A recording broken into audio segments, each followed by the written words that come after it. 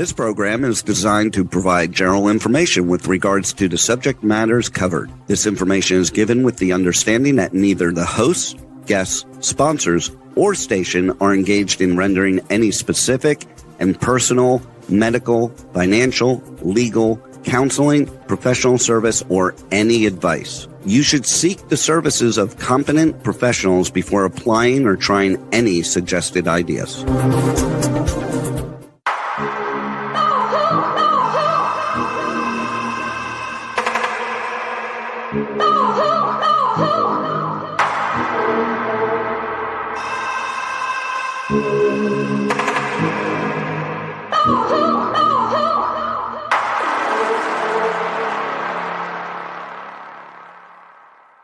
Good morning, true seekers and true crime junkies. Welcome back to another episode of Hit the Road Jack, Finding the Zodiac.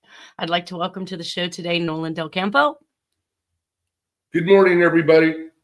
Good morning. And Harriet Suchet. Yep, good morning. Good morning. I'm actually going to start with you today. We talked about a week and a half ago about Joan Webster, who was murdered in Boston, Massachusetts on November 28th of 1981. And I had put in here that I wanted to research this slide in regards to the 50 megahertz screech, which I now don't even know what my notes were about. I do show that there were some letters that were mailed to Cambridge, Massachusetts, and I think that I found those in the FOIA file. And of course, they indicated that there was a cipher in those particular communications. And you know which ones I'm talking about, right, Harriet? Yeah, and I have to locate that cipher. I worked on that one a while ago. Oh, okay. So this is so we're going to talk about a different cipher today, then, right? In regards to Joan Webster. It's, if I remember correctly, you were asking me to do something or see if I can finish solving something, and I kept on finding the Santa Claus card. So, Okay. And then that everybody and their grandmother says it has something to do with Joan Webster. So yeah, I guess we'll take it from there. Okay. Well, I didn't actively pull up a copy of that particular postcard, but we know that postcards are definitely within the Zodiac's realm. He was phenomenal infamous, I guess, if you will, for sending out postcards like the Lancaster and Palmdale postcard in regards to JFK and the 13th victim postcard. We saw postcards back in the Black Dahlia. It seemed to be a running theme in the communication. So I would not discount that. And it would be interesting to see that particular communication. Do you know whether it was handwritten or if it was typed? How was that one posed? Do you know? It was handwritten, and the card itself, the Santa Claus postcard, was in it was kind of a window envelope stationery thing, and then it had 4 stamps on it. Once I saw that, because when I saw it initially, I said, I'm not going to get anything out of this. Who keeps on thinking that this is from the Zodiac and they must have killed Joan? So anyways, then I saw the 4 stamps. 3 of them had the killer, which is a line only instead of a postmark. Then I took it from there because I did get a lot. I get a lot. Oh, just out of those stamps? Everything about the stamps. Yeah, okay. I'd identify everything about the 4 stamps, and then there was a couple of these mysterious versions of Joan Webster, because they were saying it had something to do with Joan Webster because of a name or a couple of names on the envelope. And once I were those redacted? There was a couple of partial redactions, if I remember right, and then it just flowed from there. And it looks like Jack was trying to bypass Reagan again. He doesn't like Reagan, and he's asking Jimmy Carter for some help in regards of what. Basically, they know they have some information as to what happened to Joan Webster, and that he was fearing at the end of the solve. It's saying, I'm fearing that she lost her life off the creek, the Chewbacca Creek. I don't remember the name of the creek. And then there's a U shape. It's a sideways U-shaped C for the Santa Claus with a dot in it. If you turn it a little bit, it fits the exact location in off of the creek where they found her remains in the 90s. Oh, really? So information. Go ahead, Nolan. Yeah, do we have a little more background on Joan Webster? What her job was, and any history? Wealthy family. What's that? Wealthy family. Okay. Yeah, wealthy family. Father worked for International Telephone and Telegraph, and when you look into that, we'd be here for about a week trying to describe all of what they were involved with. Aerospace. They could even do phone numbers for the White House. So some of this solve came out with redacted phone numbers, the prefixes for the White House. So and they cooperated with the FBI and phone taps. Yeah. So it was an interesting solve, and it looks like they had information, and they're saying that it was Robert Abel, and Jack is trying to relay this information through Carter, through a series of people. I fear that she's lost her life. But when I saw the Robert Abel-esque of it all, of how they found her remains and that she was bludgeoned and that she was off to the side of the creek, it's very gross. I looked for the picture of the suspect, and there is a picture, and it looks like Robert Abel. Really? The composite. Yeah, because he looks like the composite in circa 1980 with a beard and black hair, etc. Height, everything. Wow. Do you have this to read? Yeah. Would you like me to read it, and you can tell us what it means? Oh, go for it. All right. So it says, Mr. Carter, 6:30 facsimile. So you're saying that 6:30 and 30 seconds p.m. facsimile? Is that what that's saying? Woodland Drive. And in the morning. Yeah, in the AM. So facsimile, Woodland Drive, Plains, Georgia, 31780. So that's where the facsimile was sent to? Yeah. He's trying to get information out about who killed her.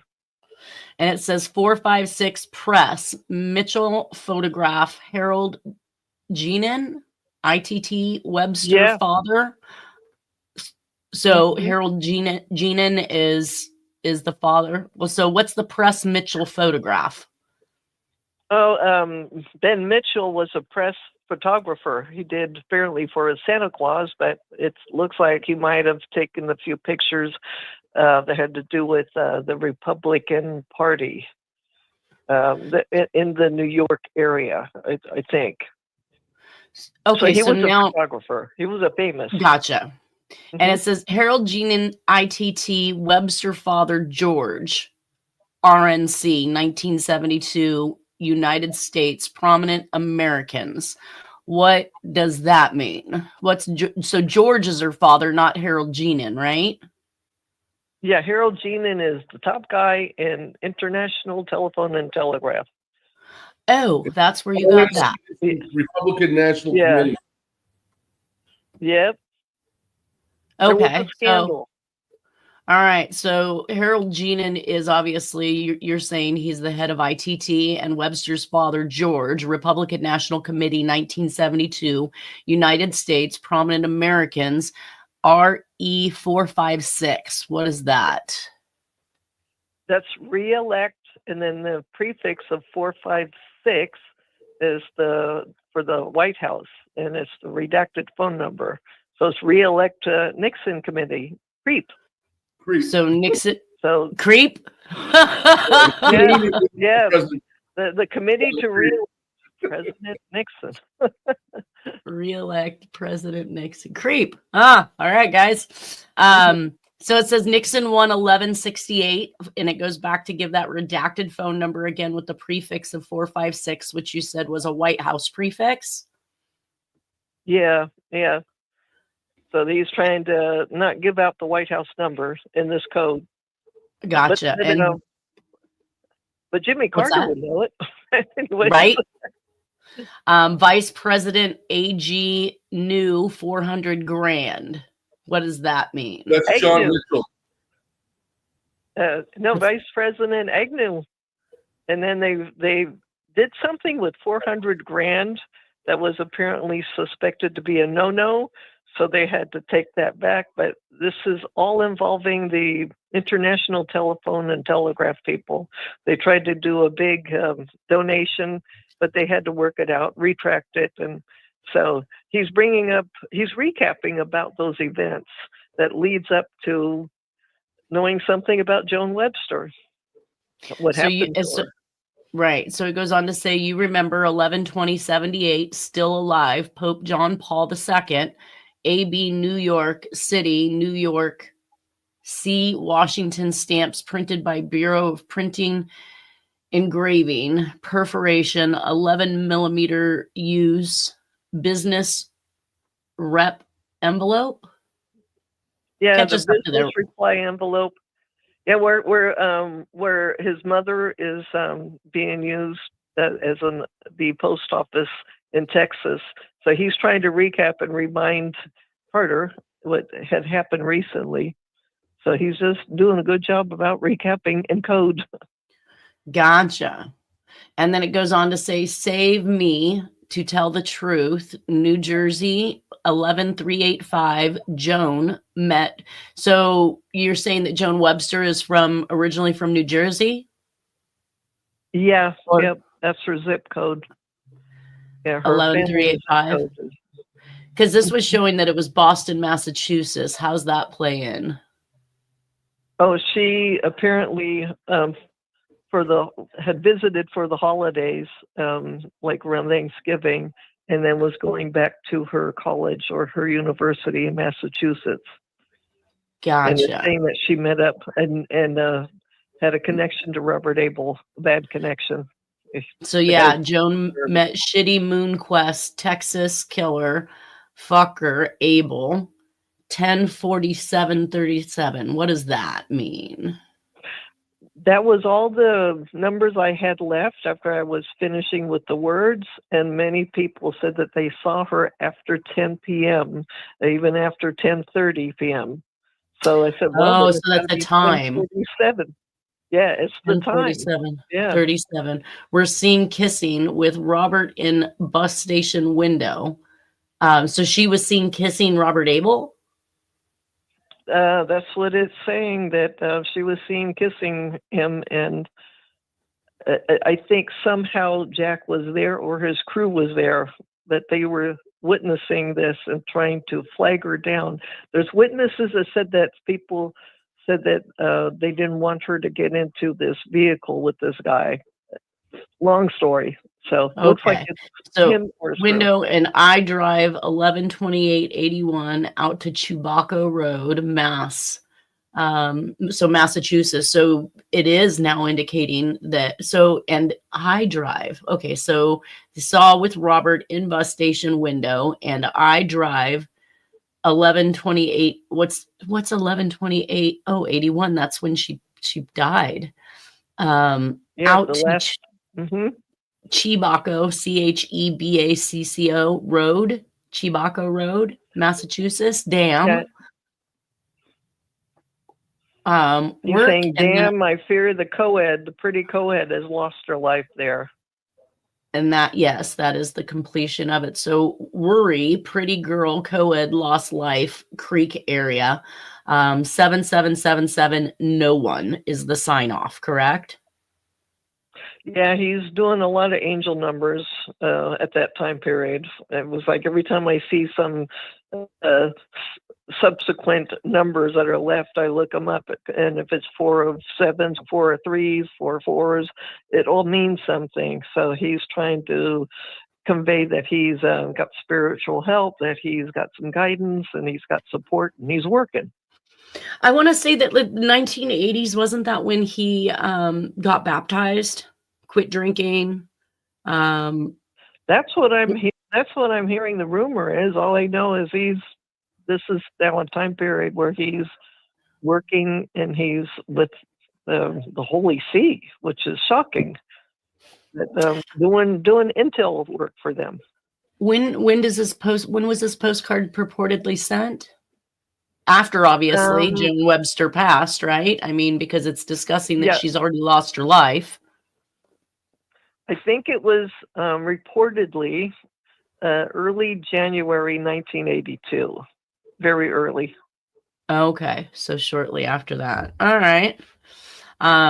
And I know that I want to say that it's 83 that he goes to work for Hewlett Packard because he doesn't come back to California and reunite with Nora and the family until, I want to say, well, we know that they're separated during 1982 because he's in Texas with his mom at this point on a separation from Nora. So it would have to be like 83 is when he probably started his work for Hewlett Packard. Okay, well, that was a very interesting solve. Thank you. Anything else that you guys wanted to add to that? Well, I just want to thank you for. I kept on stumbling on that damn postcard for something else that you had requested. So I said, well, this is something to look at. So that it's indirectly has something to do with what you requested. So I said, well, I worked on Joan Webster too. Gotcha. So anyway, and lo and behold, she's in this presentation, albeit I was under the impression it was something maybe the Zodiac had done, but it looks like now what you're saying is that was the act of Robert Abel once again. How many murders do you think that Robert Abel committed? It could be dozens upon dozens. He even admitted that he killed some and, butchered them in the early 70s, especially around 71. And he admitted he was troubled. So but he had. How did he not get arrested? How did he not get arrested? He was one of the top 5 NASA people that got us to the moon through the rockets. So he has all kinds of dark secrets in his head. And, how was he going to get therapy for that to help him when he's at the time a national security risk? So they just didn't know what to do with him. I think it's terrible. It sounds awful. So, and he knew he was troubled. We've seen troubled and bad people get away with things because they need them. They use them. They're, a benefit to the higher power, I guess, if you will. So that's not a strange thing to see people get away with crimes that they otherwise wouldn't get away with because they literally are either an informant or, necessary to whatever cause they have going on. I know that last weekend, Lindsay McBray had mentioned after the show that connection, obviously we keep running back into NASA, especially with Robert Abel. But she had indicated that obviously there's our tie-in because NASA then to Lockheed to JonBenet Ramsey, which is going to be coming up here soon, or John Ramsey, should I say, not JonBenet, but her father, John Ramsey, who in turn was, selling his computer software to Lockheed before all of this went down with JonBenet Ramsey. So she wanted to remind us that connection still kind of sits and fits quite nicely. So on to our next slide. Real quick. JPL, Jet Propulsion Laboratory, is also highly intertwined with NASA. They're one of their primary contractors. And everybody, all the higher ups in NASA and all the astronauts are all Freemasons. And Jack Parsons, that formed JPL, was a higher up in Freemason as well as a disciple of Aleister Crowley. Oh, dear Lord. Freemasons are all tied up in a lot of this stuff. So maybe that's where they keep coming up with this cult idea or concept that's kind of surrounding everything. Yeah, perhaps. I know that I try to steer away from that. The connections, they may be tenuous, but they're there. Right. And I know that I had always promised myself in the middle of this investigation and, examining these letters that I was going to steer clear of the cult aspect. I was going to steer clear of the child aspect. And it seems like I can't steer clear of it because everything just keeps climbing right back down those holes one way or another. Yes, you can't ignore the obvious sometimes. Or at least I shouldn't. All right. So on our next slide, Dewhurst believes January 1983, Jack is said to begin a lengthy career with Hewlett Packard in Roseville, California, as a sergeant on the security team contracted through Pinkerton Security. This is the first real job Jack has had for quite some time. Like, I literally could not map out a legitimate job for Jack for years, at least since 1968. It was either, South Lake Tahoe Linen Company, it was gas stations, tow truck driver, like for somebody as intelligent who had literally designed a water waste removal treatment machine for nuclear power with General Electric in San Jose, to have then only held such menial jobs like a tow truck driver or, what have you. This is the first real job that we see back. And of course, it's contract security, which that always takes me back to CIA. Individuals who are hired based on contracts for security purposes, which usually kind of time out at some point. It's not like it's a permanent position with the company. You're on a contract through another company. Does anybody know anything about Pinkerton Security?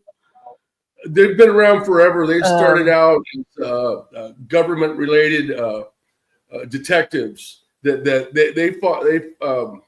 They had the shootout with the people in West Virginia over the unionizing of the miners, and then also they were involved in a hunt for some outlaws, the Dalton gang and different outlaws and in different areas, Minnesota and other areas like that. So they're kind of contract agents for like the FBI, or pre-FBI actually, and they've been around since 1800s. Wow. So also, I want to point out too that Thane Caesar, who a lot of people think shot Robert Kennedy, was a contract security guard as well. I remember when Caesar, right, Harriet?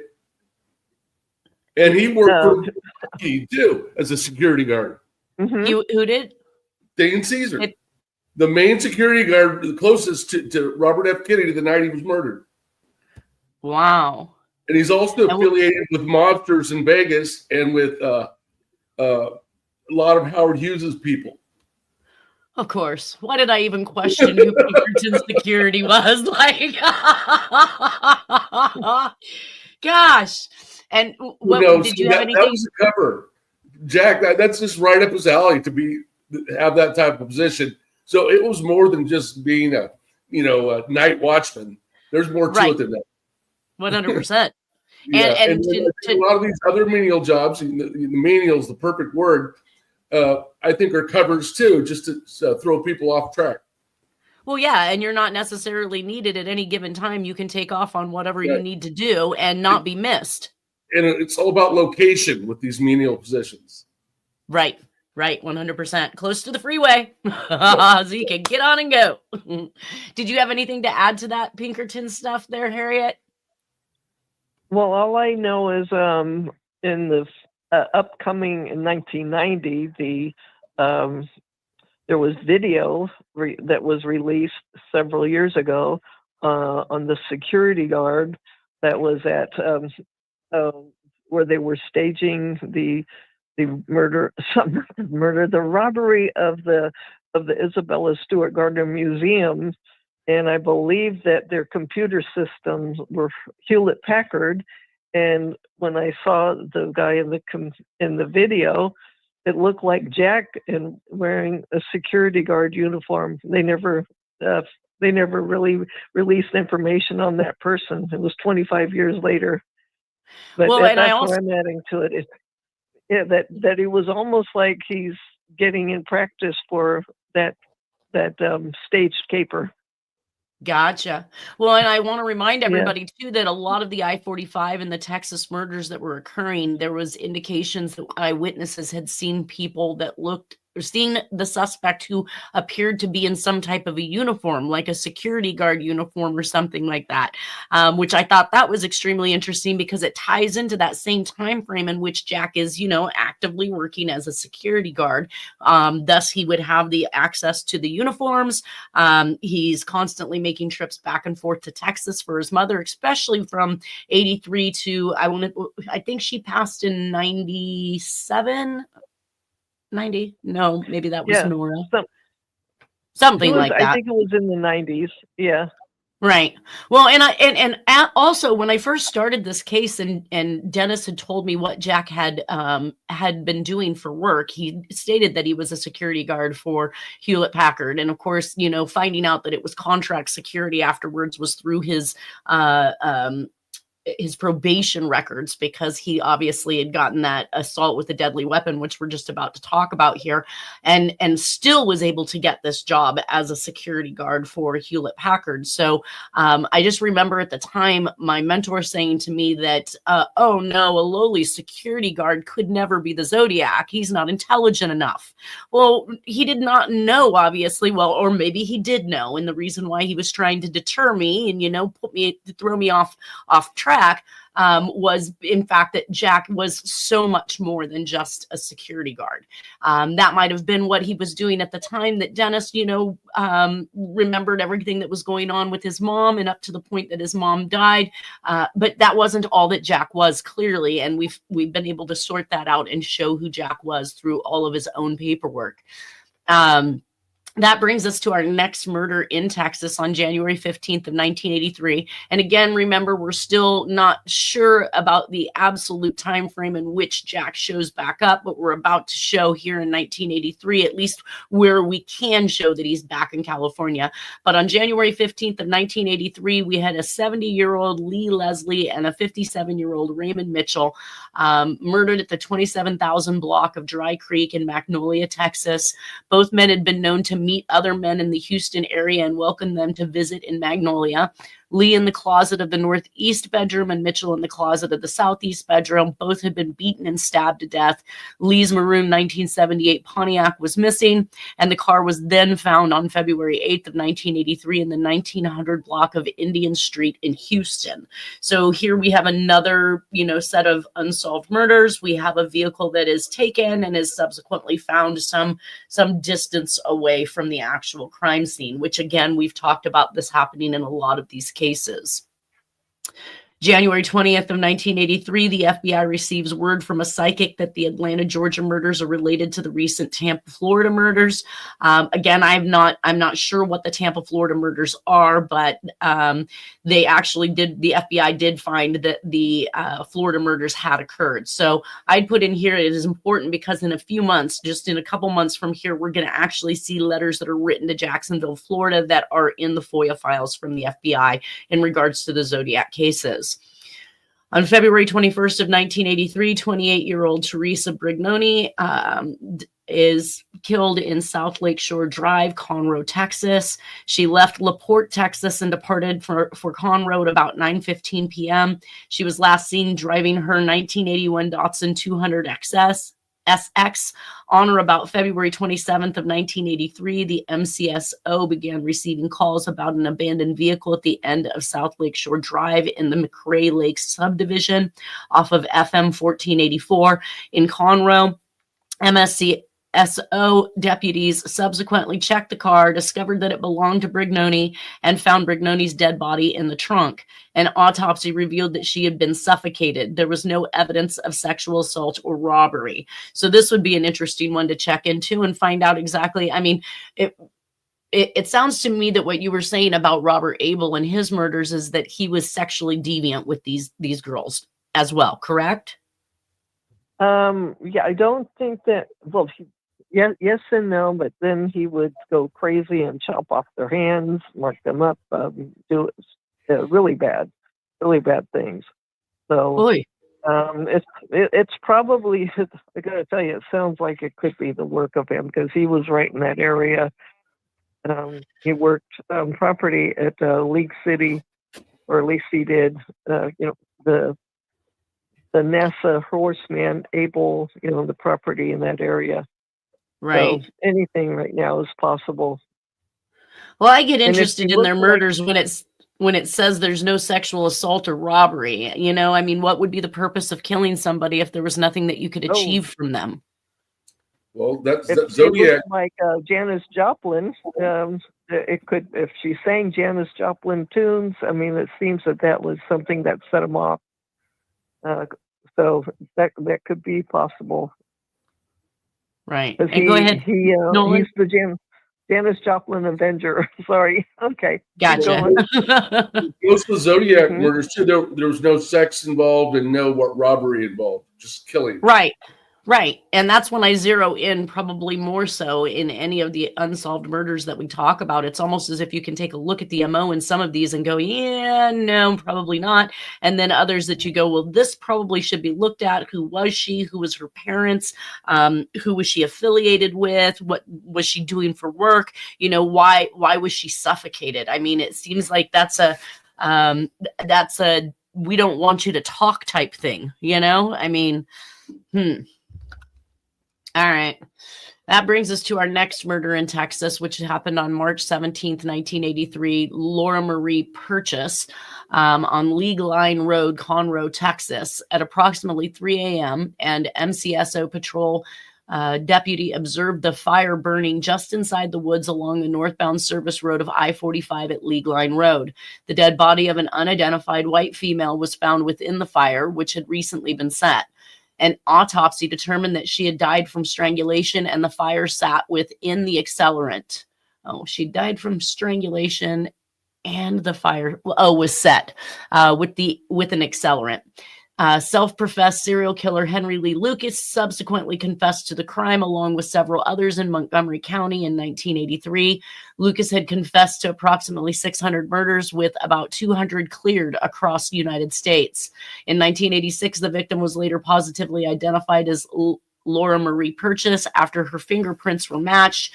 Purchase was last known to have been in Houston, Texas on March 5th. Now, Houston, Texas is definitely where we know that is the general area that Jack's mother is in at this point. On March 5th, 1983, she was living with a man named Howard or Howie, who played in a band called Malibu. Lucas died in prison in 2001 after his death sentence was commuted to life. Lucas had recanted his confessions, and it is believed he is not responsible for most of the crimes he confessed to. Recent DNA testing of semen from Purchase's body has been conducted by MCSO cold case detectives, eliminating Lucas from the DNA. Bingo, bango, boingo. I've been waiting for one of these to pop up. I'm curious, when Lucas confessed, did they stop investigating who really did it and just accept his fact? The documentary that I saw, the Texas Rangers were feeding him with information, allowing them to close, like it says up here, 200. They attempted to clear 200 murders across the United States on Henry Lee Lucas alone, and most of them were found to be that he couldn't possibly have even been there to commit those crimes. He was just being force-fed that information by the Texas Rangers, who were attempting to clear the books of a bunch of unsolved murders. Now, why would they care to do this? Why would they care to close out other murders across the United States that have no bearing on their jurisdiction or their state or otherwise, unless they were doing it for a group, doing it to clear these murders off the books? Yeah, that's the opposite of what a law enforcement officer should be doing. Right, 100%. And in that documentary, it turned out that an attorney of one of the cases that was looking to be cleared by Henry Lee Lucas's admitting to having killed, he found out that Henry Lee Lucas couldn't possibly have even been in that area. And when he tried to express this, not only was he attacked by law enforcement, but the IRS, they had IRS agents running around to other attorneys in town of this particular DA, trying to get them to flip on him and say that he had done something, unethical, immoral, illegal, whatever it was, and basically ran this man through the ringer just because he was trying to show and prove that Henry Lee Lucas was not responsible for the murder in his jurisdiction. So you tell me how stymie you got to get in order to keep this quiet, hush, hush, that you're going to literally sick the IRS on somebody in order to try and achieve your agenda of successfully closing these cases. Right, and go after the one guy who's still trying to find out the truth. Right. Yes. It to me, it's like politics all over again. The 102 self homicides around the Clintons is all in order, obviously, to keep everything hush hush. And then they are also were reportedly phenomenal for using the IRS as their watchdogs, right?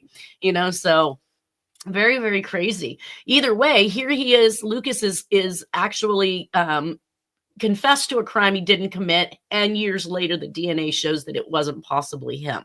Now, that does tell us, though, that this victim was sexually assaulted. So again, this may be right up the road of Robert Abel, as you were saying, Harriet, rather than it being Jack and Zodiac.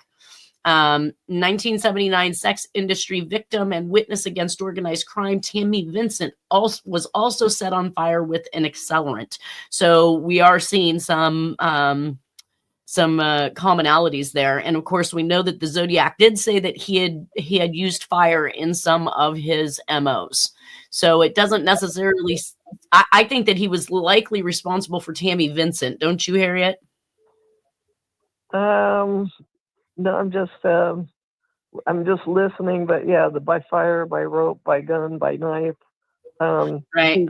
It's either, I mean, he may have just a ton of information on this stuff, Right. So Tammy Vincent, I think, was the one from Washington that was in witness protection in California in 79. So she was in the sex industry and she was a victim and a witness against organized crime. And she comes up dead in this particular fashion or manner that we see occurs here with Laura Marie Purchase. April 18th of 1983. Now, this one I want to say is likely not been committed by the Zodiac. The 2005 finale letter indicates that he did not have anything to do with killing Hispanics or Chinese, simply just the women with brown hair that look like her, as we would call it. I believe that was out of the Sherry Jo Bates confession letter, but there was definitely a type. And if you follow many of the females in the procession of these murders, you will see that there's definitely a type. And again, that helps us to show that there's a possibility that Jack or the Zodiac was responsible for those murders.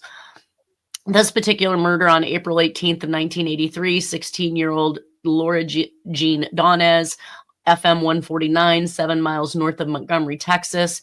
At approximately 1 p.m., an oil field worker observed the fire burning in a wooded area near a logging road, approximately 400 yards west of FM 149. The dead body of an unidentified white female was found in the fire, and MCSO deputies were called. The fire had been set with what appeared to be a road flare, and an autopsy revealed that she had been strangled. So now this MO is just as identical pretty much to that of Laura Marie Purchase. So we've got strangulation and we've got set on fire. The fire had been set with what appeared to be a road flare, and an autopsy revealed that she'd been strangled. The victim was soon identified as Laura Jean Donez, 16 years of age, who had last been seen walking away from her residence in the 3500 block of Raymond Street, Houston, Texas. Donez had reportedly left to buy a hamburger at a nearby restaurant. Now, call me silly, but I'm not thinking that Donez is a white last name. No, I think it's Mexican. Right? And she doesn't look brown skinned. Yeah, she looks Hispanic. So when it says white female, now we can see how sometimes this information is, produced in a manner that isn't exactly completely true. But since we do see, and in that same letter, the 2005 finale letter, not only does the suspect take credit for many crimes, including the Zodiac stuff, he indicates that he knows that there are other people that are committing murders in the Texas area. Don't blame him for them, but there is somebody else that's killing people too. And he's not the one that's responsible for the Hispanics and the Chinese, or however he puts it in that particular communication. But that communication also goes on to speak about Robert Abel not being the blue devil that the fuzz is looking for. So it's interesting to note that while he is talking about murders that he knows of, including Laura Miller, which is Tim Miller's daughter, we're going to see that here in this next year, but that he's quite like the Zodiac. Don't blame me for this because I'm not doing this, but I have done this. and you're not looking for this person for this. Like, so he's giving that inside information and probably knows who these other murderers are that are operating at the same time he is. He calls it in the 80s series. So, he's not the only person killing girls in the 80s series. May 13th of 1983, it says 15 to 22 years of age, I guess, was an estimated age of an unidentified white female at the 76 truck stop on Highway 59 at FM 1485, New Caney, Texas. At approximately 7:35 a.m., MCSO deputies responded to a wooded area behind the 76 truck stop where school children had found the decomposing body of an unidentified white female. The location of the body was positioned in the area where tractor trailers normally parked. An autopsy revealed that she had been killed by 2 blows to the head, which resulted in skull fractures.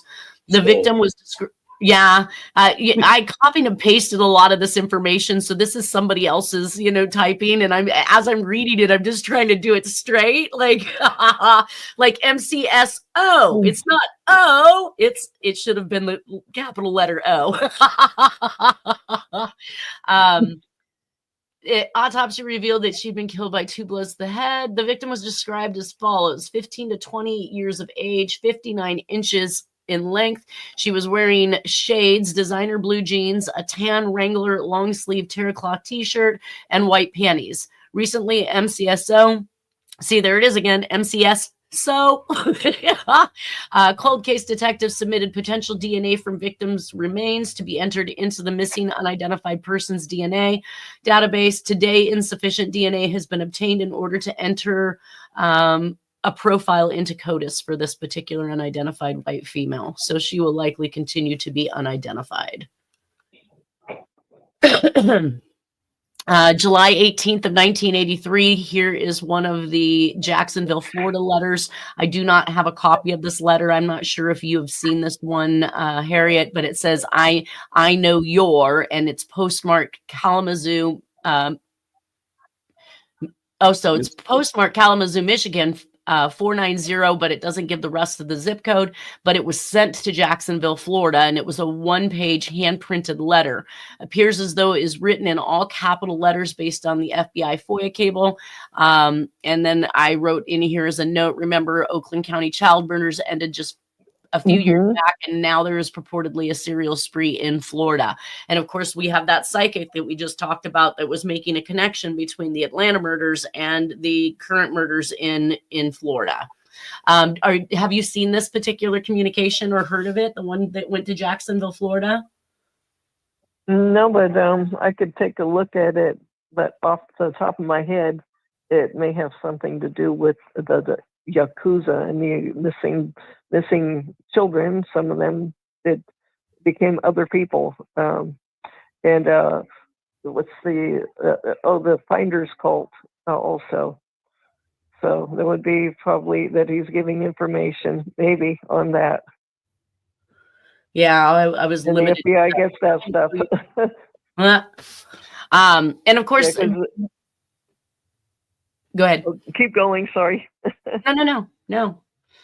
No, I was going to say that there was a Yakuza guy that was living in Florida. I'm trying to remember his name, but it's showing up in the National Center of Missing and Exploited Children databases for the milk carton kids. So what's a Yakuza? And they hate this, so my apologies to the Yakuza, which is an organized crime Japanese style. They're considered to be like the Japanese mafia. They don't like to be called that, but they are they're just highly trained killers. They're what? Yeah, they're highly trained killers with weapons and martial arts and things like that. Yeah. Oh. And so they're very, very much along the description of what you would see about the mafia, the mobsters, the gangsters. So they traffic in people, traffic in drugs, traffic in I think even art. So, anyways, there's a great movie, Robert Mitchum film from the 70s called The Yakuza, and it takes place in Japan. And it's really, if you're interested. Gotcha. I just finished watching the Sicario movies. Well, I'm watching the first one now, but I watched the second one first, and they had indicated that human trafficking was far more lucrative because you don't have to plant, propagate, process, or do anything like you have to with drugs, and that one trip of people was more profitable than a kilo of cocaine. So at a certain point, over to human trafficking was obviously making them far more money than hustling in the drugs and having to, grow, process, and package, distribute, and all of the other things. So that makes that extremely interesting. But it seems like human trafficking is pretty much in just about every culture. There's somebody that is, taking advantage. It is completely. And most of us don't even think about this on a daily basis. I mean, I probably could have gone through life without ever even thinking twice about human trafficking. You very rarely ever hear anything about it. There's not like there's a lot of propaganda telling people to keep an eye out or report, suspicious activity or any of this stuff. Right. Well, and I did read this Dennis have to say? Well, I had this out of order. So evidently I read this last week. This is where the Jack has come back home. He is supposed to be at work, but Dennis's mom calls Hewlett Packard and they say, nope, he's been gone. He left early today. He gets home and tells Dennis's mom that he had worked overtime, which was not consistent with what she had already known because she had called into Hewlett Packard. And thus Jack went absolutely berserk and attempted to assault the family members, I believe with a hammer. Let's see. Oh, mom talked to the boss, ran into the kitchen. We were making sure. Jack flung the hot water towards us. And then let's see. Ripped the screen out of the window, helped his sister out. He came in with a gun, evidently. He was going to, Dennis believed that had he been in there, that he would have, or had they been in the room when Jack came in, that he would have shot them. But basically, a few hours later, Jack was arrested and charged with assault with a deadly weapon. And eventually, Jack was able to have the charges reduced to a misdemeanor. How do you try to kill somebody and get that reduced to a misdemeanor, Nolan? Good lawyer. That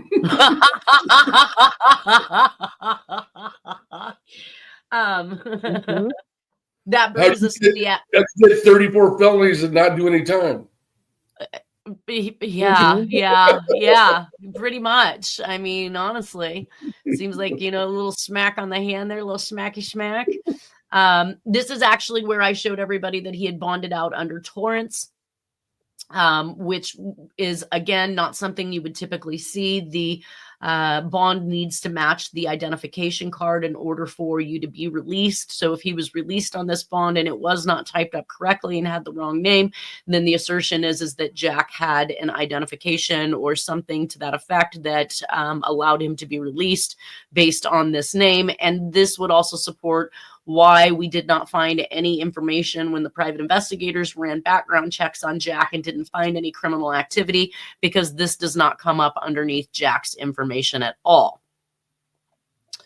Let's see. August 19th of 1983, Elizabeth Shoemate, Joanne Brown, and Fran Ivy are killed at the 16,007 Memorial in Texas. All three were shot in the head. They attempted tying up a victim with a cord from Venetian blinds. And then, of course, Monday, August 22nd. So I'm thinking personally that these three, I don't know if you have any information on these three. This may very well be another one of Robert Abel's doings, in your belief, Harriet, because this happens on August 19th of 1983. And on Monday, August 22nd, 1983, Jack is being released on bond. So he was likely already in jail when those particular murders happened. Mm-hmm. That picture looks more like Truman Capote than like Jack. Looks like what? Mm-hmm. The author, Truman Capote. Oh. You know what caught me? Is those mobster-looking glasses. You know what I mean? Like the ones you see. The funny thing is, Truman Capote wrote the book called In Cold Blood about some murders that happened in the Midwest. Huh. Just an interesting aside there. Yeah. Those are some big old glasses, though. It reminds me of something I saw off The Irishman. So anyway, so Jack is said to have been given 30 days, but knowing the system, he got out on good behavior. And of course, we do see that he's handling a few things I don't know if they gave him time when they convicted him and gave him a sentence. Is it common that sometimes they will allow time for you to clear up any personal things that you need to do before turning yourself in to go to jail, Nolan? Yeah, that happens. Depends on the gravity of the crime. Okay. So it said he was given 60 days, but I believe that in this he'd only done 30 days based on at least the information that we're going to go through and talk about. I actually thought we were going to get into this particular very graphic pictures, but I think I'm going to hold up because it is 10:50 and we have actually ran out of time. So I'm thanking you guys for being here. Everybody have a wonderful weekend and we will see you next Friday. Sorry to cut you all off. Bye, guys. Yeah.